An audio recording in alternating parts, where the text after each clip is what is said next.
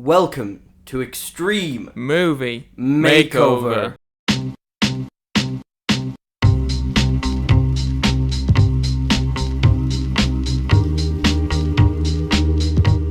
The first edition will be talking about the topic of Star Wars 9, The Rise of Skywalker.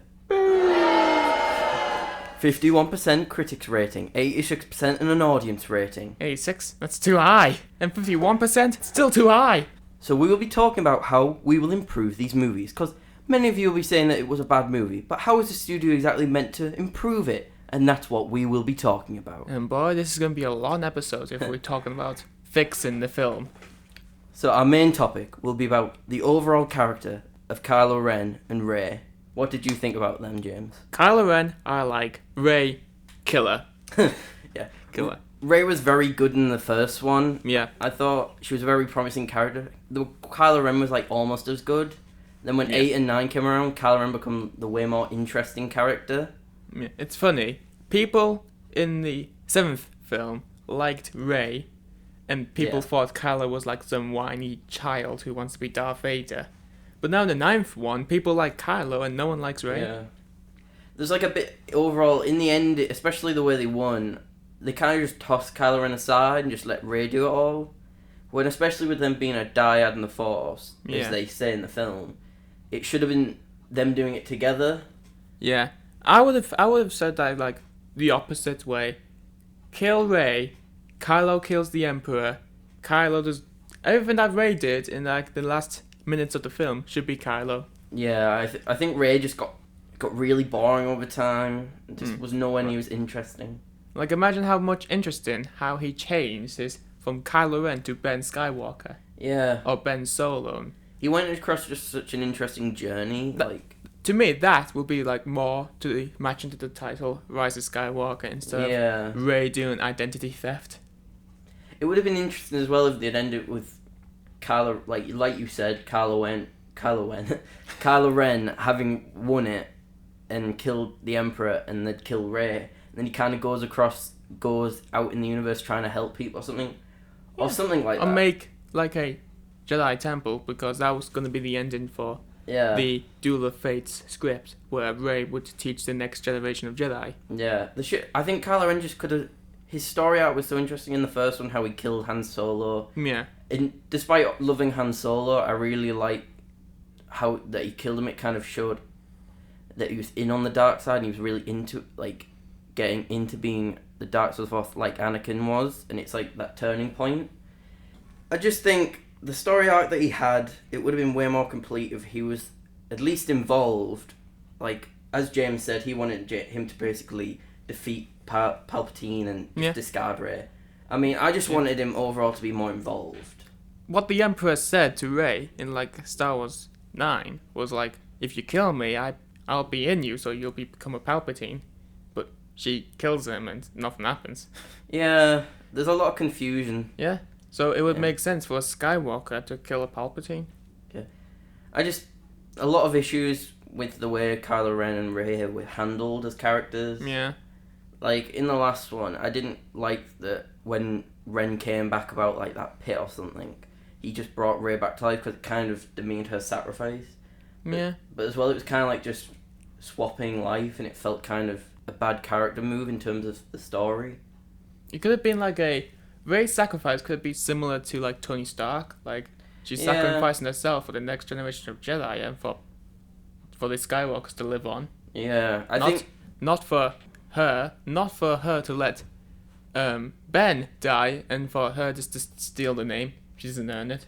I would have liked if Rey just kind of come off more as of a side character, like a lone savior of people. Like she let herself die so that other people could live on, and that she wasn't a Skywalker, she wasn't a Palpatine, she was just Rey. As many people were saying, I just wish she was her own person. Yeah. Because some people think that everyone thought that Rey, everyone was like speculating about who was Rey's heritage from Kenobi to Palpatine, so Palpatine was predictable. Yeah. I remember in the cinema when Kylo says, your parents are nobody, but your granddad is sure someone. He's the emperor. Yeah. And I was like, I knew it. I heard you. I was sitting next to you. Yeah. Yeah, I could tell when you were watching the film. Every little moment you're like, Yeah. When Chewbacca fake death. Let's just talk about like that now. Oh god, yeah. Yeah. Yeah. Chewbacca's fake death. I remember watching that. I was like, no, he's not dead. They can't kill him. I was just so. Just no. So we went with two other people. Yeah. And us three, not James, me and two other people were all kind of like shocked, and James was just sat there like, no, it's not true. Yeah. I was just like some like child having a tantrum or something like that. Like, nope. It's not true. No. No. I don't accept this. I don't accept this, JJ.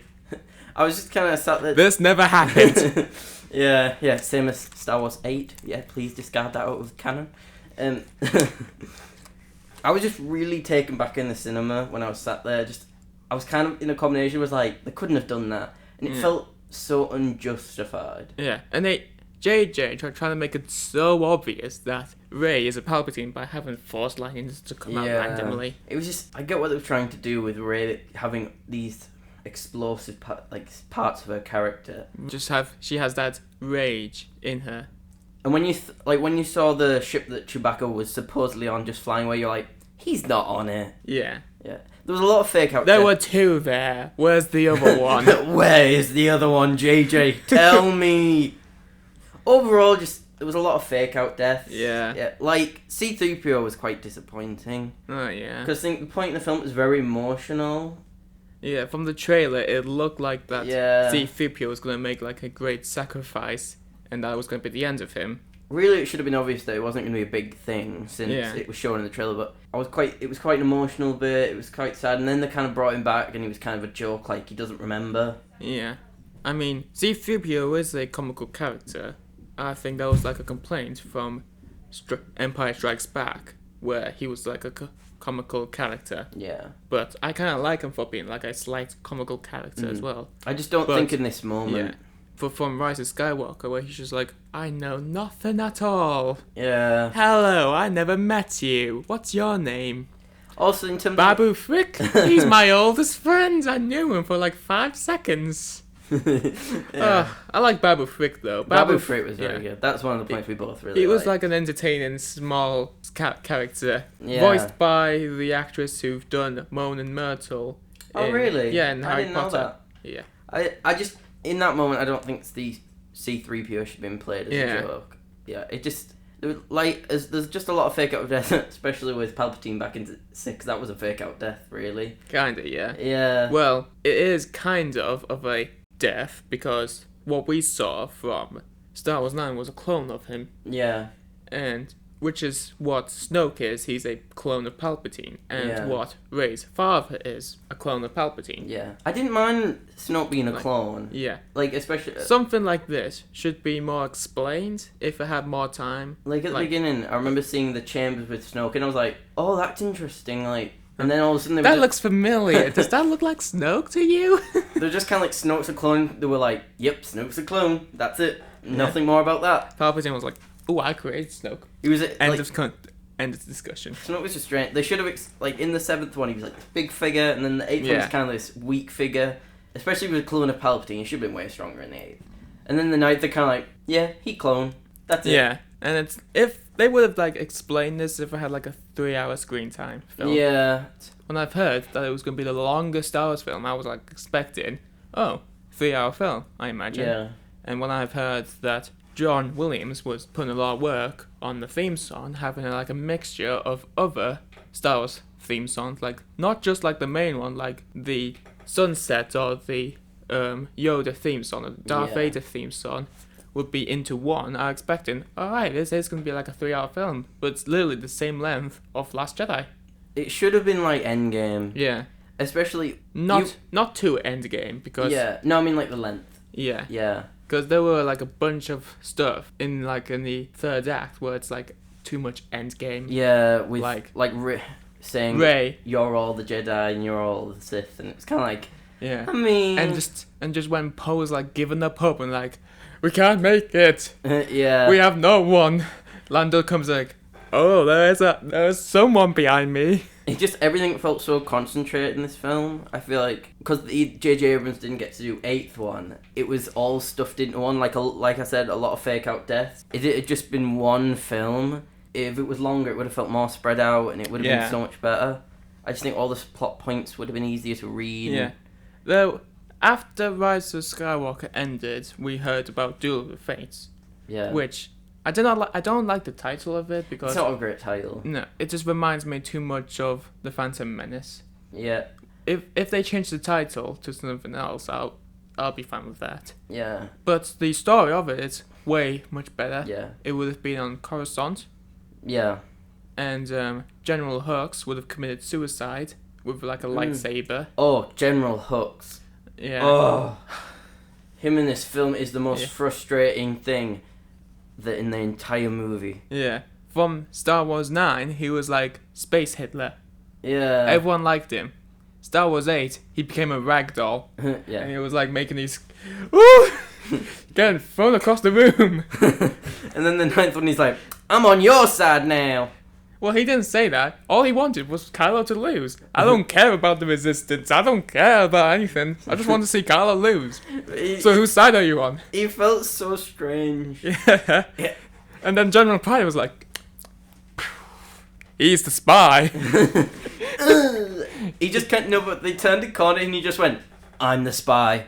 And they were like... What would have been better is if they've had like a different character to introduce. Or at least done it the better way. Have Hux more like General Pride or someone like that. And have a different character. Like if you could bring in General Pride, bring like a more similar ranked person to him. Like maybe switch it up. Like have General Pride to be the spy and Hux to be like what Pride was in the film. Yeah. I wouldn't have minded if General Hux was the spy. I just wish like if he was doing everything from the control room, like flicking levers and stuff, like to help the doors open or something. Yeah. It's just, it was so sudden and so uncalled for. Yeah. Yeah. I guess that brings me on to fun fact time. Ooh, goody. Do. Fun fact Time. So, the fun fact today is that the legendary writer of the soundtrack to Star Wars 9, 7, 8, 6, 5, 4, all of the Star Wars, John Williams made a cameo in this movie. As a bartender.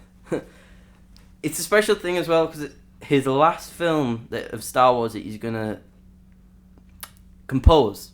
It's the worst one. Yeah. Alright, a point I'd like to get on actually is the practical... A lot of like the issues with why it doesn't feel Star Wars-y, especially like the practical effects should have been more... To Endgame. Visually it was good. Yeah, I like the visuals and like the settings. It should have been more Star Wars-y with practical effects and the styles. It was like Star Wars is a blockbuster, but it's never felt like a too generic blockbuster. Yeah. To end this podcast, we'll pick, since this is the last film in the Star Wars Skywalker saga, we'll pick our favourite points from the 7th, 8th and 9th film. So... Let's start for the 8th. It'll be a quick one. There's nothing. Well, next one. To be fair, the 8th one, I really like the ship going into hyperspeed. Oh, it was visually good. Yeah, I really like that bit. It was a clever The planet idea. crate was good. Yeah, that was good. Next. So, okay, the 7th one now. We've got past the 8th one. The 7th one overall, pretty much everything was pretty great. Yeah. I like Mars and like the visuals, and a big thing with the story and the way the characters were. It's just Star Wars 7 was such a good opening. It was like it was almost as good as the original, sort of. It was different, but it was still really good. And they should have just really kept him on. Yeah. Like Rian Johnson putting him for the 8th one was a bad idea to change it. Yeah. Especially to a director that has no knowledge to Star Wars at all. It just didn't feel Star Wars-y. Yeah. And then the 9th one was just 2 films crammed into one. Basically, J.J. Abrams' 8th and 9th one in the 9th film. Which is why the longer film would have helped as well. Yeah. I think also what would help with the director change is just some consultancy from George Lucas. Yeah.